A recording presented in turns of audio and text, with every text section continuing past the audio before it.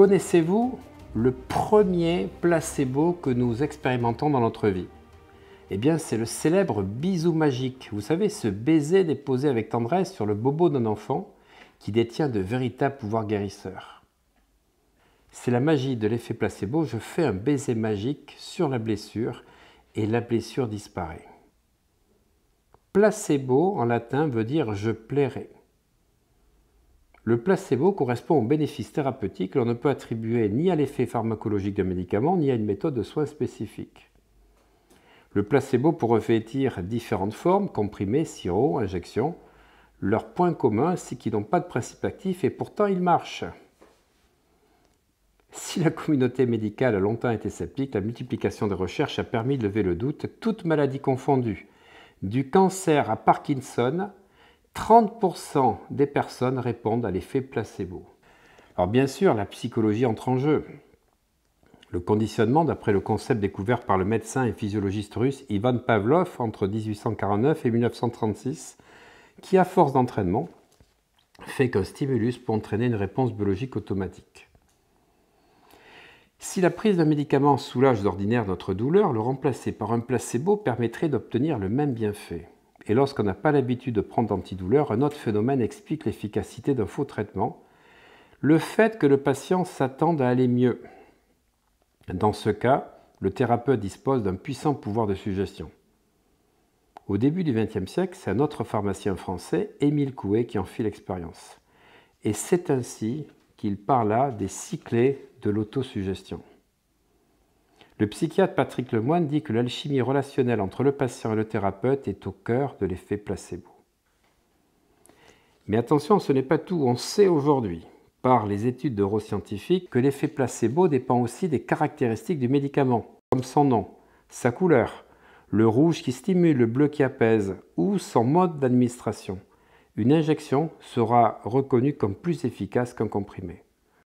Même le prix compte.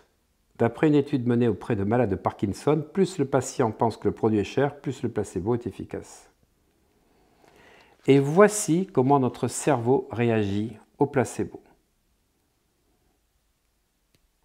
En fait, suite à l'administration d'une substance, le corps va sécréter de véritables molécules qui vont jouer le rôle de médicaments. La sérotonine contre la dépression, des endorphines face à la douleur, et ceci se passe grâce à 7 zones. Premièrement, le cortex préfrontal. Il permet d'anticiper le soulagement lié à la prise du placebo et envoie des messages à la substance grise périaquéducale. Deuxièmement, le cortex cérébral sensoriel. Il reçoit les informations en provenance des récepteurs à la douleur présents presque partout dans le corps. Troisième phase, l'aire tegmentale ventrale.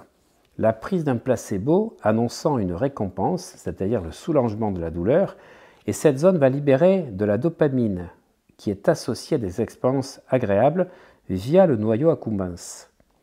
Donc la quatrième zone, c'est le noyau accumbens que vous voyez apparaître, et cette région du cerveau produit aussi de la dopamine. Cinquième zone, la substance grise périaquéducale. Cet ensemble de neurones libère des substances antidouleurs, endorphines, encéphaline. Et puis l'amygdale, avec des images du cerveau sous l'effet placebo, on peut voir que l'activité de l'amygdale, qui est impliquée dans la réaction émotionnelle dont la peur décroît, et puis le cortex cingulaire antérieur et l'insula, qui font baisser l'activité, atténuent la perception subjective de la douleur. Eh bien, nous savons aujourd'hui que l'effet placebo permet de réduire les tremblements causés par la maladie de Parkinson. La maladie de Parkinson trouve son origine dans la substance noire, c'est-à-dire une zone du cerveau où dégénèrent des neurones impliqués dans le contrôle des mouvements et qui communiquent entre eux grâce à la dopamine, le fameux neurotransmetteur de la récompense et du désir. La disparition de la dopamine provoque des tremblements et une rigidité des mouvements qui peuvent être limités par la prise d'un médicament. C'est une molécule qui va remplacer la dopamine. En 2010, des chercheurs de Vancouver, au Canada, ont comparé l'effet de ce traitement à celui d'un placebo. Les patients ne savaient pas s'ils recevaient le vrai médicament ou non. Ici, les chercheurs ont précisé aux malades recevant le placebo qu'ils avaient de grandes chances de se voir administrer le vrai traitement. Résultat, dans les deux cas, les niveaux de dopamine ont augmenté de manière similaire dans le cerveau. Le placebo a donc le pouvoir de réactiver la production de dopamine, ce qui améliore temporairement la motricité du malade. Deuxième action de l'effet placebo, le contrôle du système immunitaire. Les travaux d'une équipe de psychologues de l'université de Duisbourg-Essen en Allemagne en 2002 ont administré de manière répétée à des volontaires un traitement dit immunosuppresseur, qui supprimait les défenses immunitaires, accompagné d'une boisson aromatisée. Dans un second temps, cette même boisson est associée à un simple placebo. Résultat, l'effet immunosuppresseur est réapparu avec le placebo. En 2008, l'équipe a cette fois donné à des patients allergiques une boisson aromatisée en même temps qu'un médicament contre l'allergie. Ensuite, les malades recevaient soit de l'eau et un placebo, soit la boisson aromatisée, le placebo, soit de l'eau et l'antiallergique. Contrairement au groupe témoin, la combinaison de la boisson aromatisée et du placebo a réduit l'activité des globules blancs impliqués dans l'allergie, produisant ainsi des effets similaires à ceux du véritable médicament. Le placebo soigne les troubles digestifs, que ce soit les maux de ventre, diarrhée, ballonnement. Là encore, l'effet placebo procure de bienfaits précieux, comme le syndrome de l'intestin irritable qui touche 10% de la population occidentale. Le professeur de médecine Ted Kaptchuk à Harvard aux États-Unis a suivi pendant 3 semaines 262 patients atteints de ce syndrome qu'il a répartis en 3 groupes. Le premier était sur liste d'attente, le deuxième recevait une fausse séance d'acupuncture, et c'était donc le placebo, et le troisième, ce même placebo associé à une relation renforcée du praticien avec le patient. À l'issue du traitement, 28% des patients se sentaient soulagés dans le premier groupe, ceux qui espéraient donc une prise en charge, 44% dans le deuxième alors qu'ils n'avaient rien reçu et 62% dans le troisième. Ce dernier chiffre était similaire au taux de réponse dans les évaluations des médicaments classiquement utilisés contre les syndromes de l'intestin irritable. Ce qui prouve qu'une relation patient-thérapeute empreinte d'attention, d'optimisme et de confiance est une composante forte de l'effet placebo. Quatrième point, l'effet placebo agit contre la dépression. D'après l'analyse d'une vingtaine d'essais cliniques, des chercheurs estiment que les 3/4 de l'effet thérapeutique provient de l'effet placebo dans la dépression, juste 25% étant attribuables à l'action pharmacologique de l'antidépresseur. La neuropsychiatre américaine Ellen Mayberg montre que le placebo et le Prozac engendraient les mêmes changements d'activité dans le cerveau des personnes dépressives. L'effet placebo prédomine largement dans le traitement des dépressions légères. Alors, sommes-nous tous aussi sensibles à l'effet placebo? Non, nous ne sommes pas tous égaux face à l'effet placebo. Environ un malade sur 3 y serait sensible. Alors, pourquoi certaines personnes sont-elles plus réceptives que d'autres? Cela pourrait s'inscrire dans nos gènes. Il serait lié, entre autres, au circuit de la douleur et de la récompense. L'étude de ce réseau de neurones pourrait s'appeler le placébome et améliorer la connaissance de l'effet placebo. Alors, l'effet placebo fonctionne-t-il chez les animaux? Eh bien oui, les études évaluant les médicaments ont démontré chez les animaux domestiques que l'effet placebo fonctionnait. De même que chez l'homme, le conditionnement est un facteur déterminant, eh bien chez les animaux qui vont saliver d'après le principe de Pavlov au tintement d'une cloche, c'est la même chose. L'effet va passer surtout par le maître, qui est persuadé ou non de l'efficacité du traitement. Et c'est surtout par la persuasion du maître, qui pense que le traitement est efficace, qu'il va induire par son comportement rassurant et positif un effet placebo chez le chien. Il en est de même pour les bébés.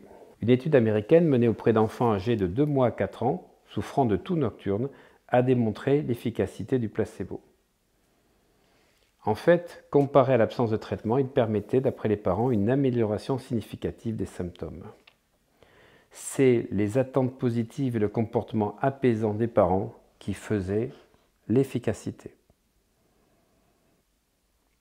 Alors, est-ce que l'homéopathie est juste un placebo? Saccharum lactis est le nom d'un médicament homéopathique qui est composé de saccharose et de lactose. En fait, un placebo à base de sucre.